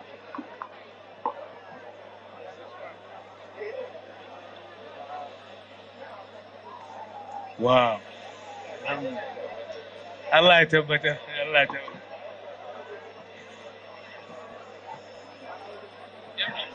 To, zan sanar Your Excellency, sir. To, a tsaya.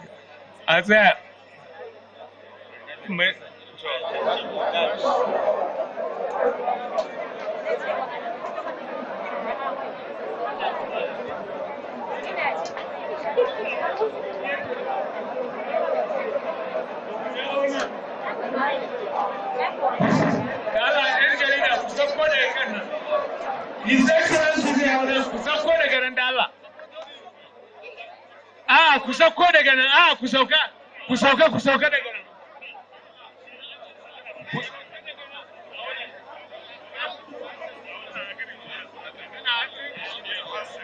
Ku sauka nan zai hau. An ce ku sauka nan gurin zai hau. To ku tsaya ku. Bari His Excellency zai hau. Haka.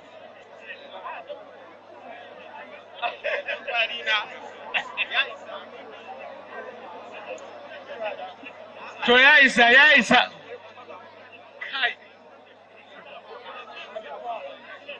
Gashi nan.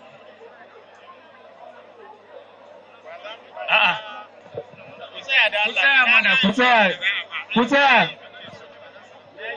Layi da ce da sau. Shukur. To ai yanzu kun zo kun tattare gurin nan. A ba da layi haka. Su biyu. Ai mutane ne mun ce wallahi kada wanda ya. To kun ga His Excellency ya ce ba zai bayar ba sai an yi layi. Ga su biyu ne. Su bi layi kai da kai. Suna yana. Kun ga ya isa ku yi layi kawai. Wai ba kowa fa sai ya hawa kan wannan abin ba dan Allah da annabi. To gashi shikenan.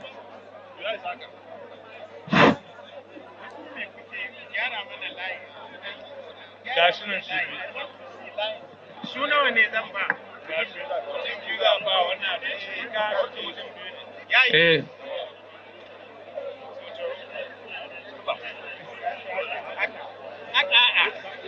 A tsaye haka. To a daidai wannan lokaci mai girma gwamna yana kaddamar da raba tallafi na kayan abinci ga mabukata. Gashi nan yana miƙawa shi mutum na farko gashi nan. Masha Allah. To ai za ka yi farin ciki ko kana karba matsa hau sama. Ya kamata ka yi dariya kana farin ciki ka miƙa hannu. Allahu Akbar. Allahu Akbar ta huce sai madalla. To je ka.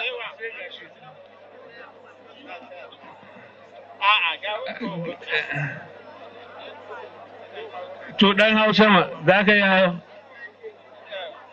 To sai kai mun na ai. Salam. Magana ba kai. Alhamdulillah muna godiya da wannan tallafi da injiniya Abba Kabir Yusuf ya yake rabawa. A yau muna godiya sosai, Allah ya saka da alheri alƙarai.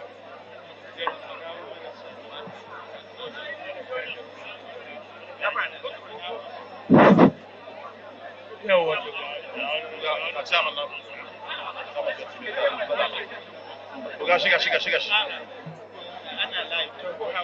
Hawo mana, hawo. Ya sa hular shi mana, sa hular.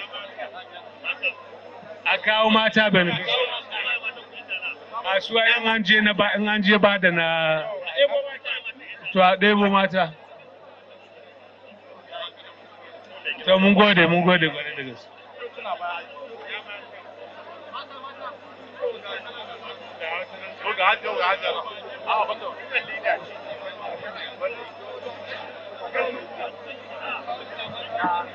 A can za a je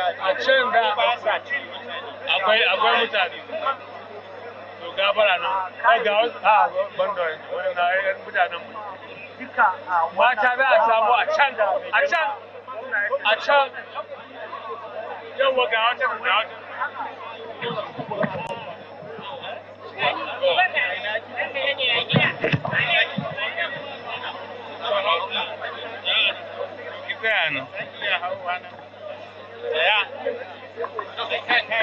Ta kare ta yawa to kuma ta kare kuma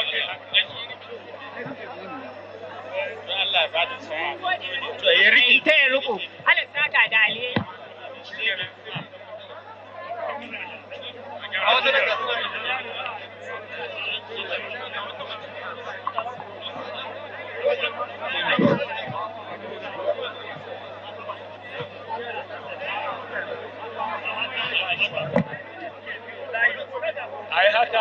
ai haka za mu ce dole a bada guri za mu je wurin dabbobi ne ai haka na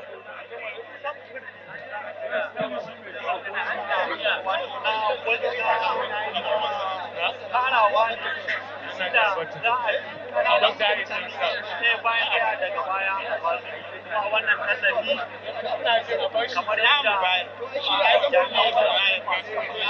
za a fara ba da shi ɗaya bayan ɗaya kowace local government za a bi ta to za a ba da masa ga wasu game shan game ina wannan matan da game ai ga masarar a ɗauko masarar kawai a kawo to da ai daga nan ma ya isa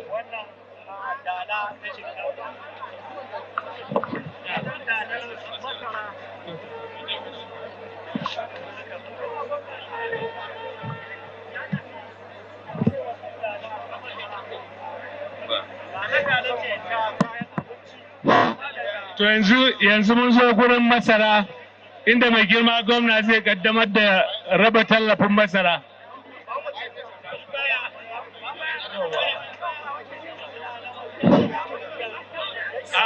Ba su guri suna ina. Ta yi nisa. Ina beneficiaries mu masu karban masara.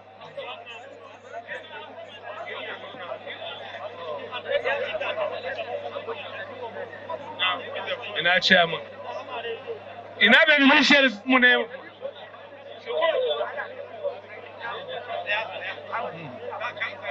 shine to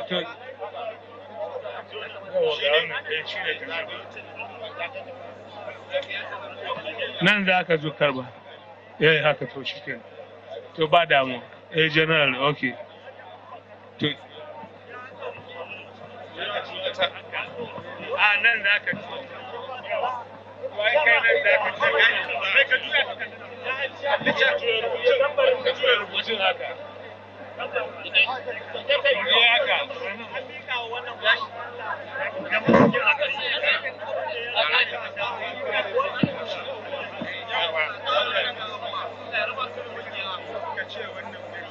wannan masara ce aka fara rabawa a matsayin tallafi wanda mai girma gwamna yake raba a halin yanzu.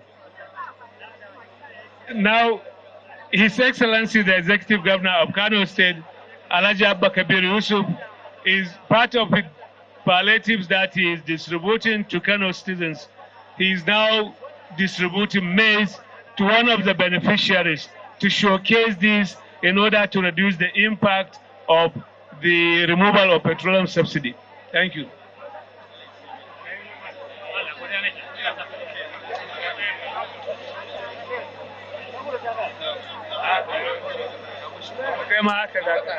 Second beneficiary is receiving the maize from His Excellency, the Executive Governor of Kano State, Alhaji Abba Kabir Yusuf.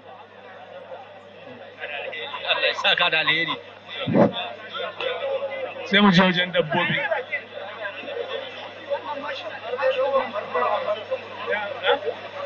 Da akwai da ba su. Awaki da abu yanzu. Ai clearing wannan siyaka.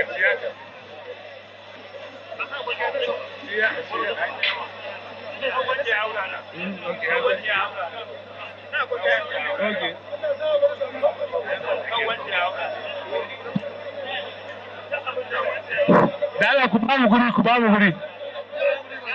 Ku buɗe a buɗe nan gurin da Allah a buɗe.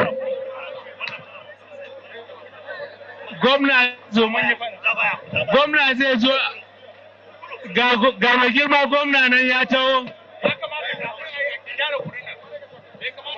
Yawa.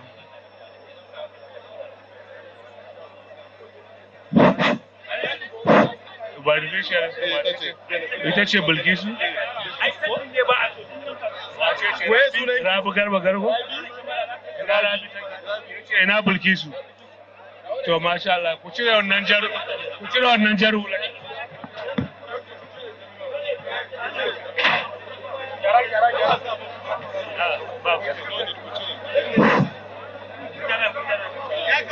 Da Allah ku ba da guri mai girma gwamna zai shigo. Yanzu nan zai tsaya, haka zai tsaya.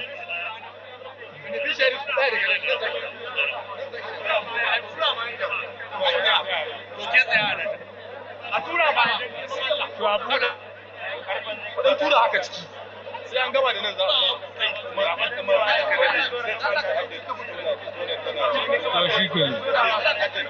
to shikenan to a buɗe mai girma gwamna zai iso wannan guri domin fara bayar da tallafi ga mata. Nan sai kun yi haka da shi ba ku za a fara ba.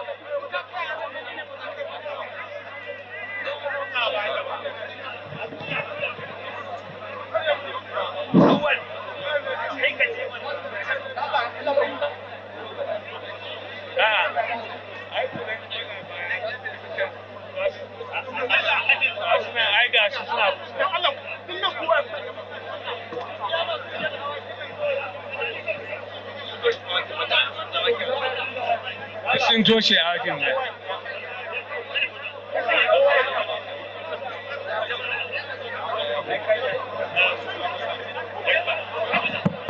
Da Allah duk wanda yake a nan gurin ya matsa da Allah. Da Allah a matsa nan iya wanda suke rike da awakin nan za a bari a nan. Da Allah a matsa. Da Allah a matsa nan duk wanda yake a nan ya matsa. Da Allah a matsa koma baya a matsa. A matsa da Allah. A matsa da Allah iya masu rike da dabbobin nan. Iya masu rike da dabbobi. Jami'an tsaro da Allah a yi silin a matsa da Allah a matsa. in ban da ma koyala kowa ya fita nan.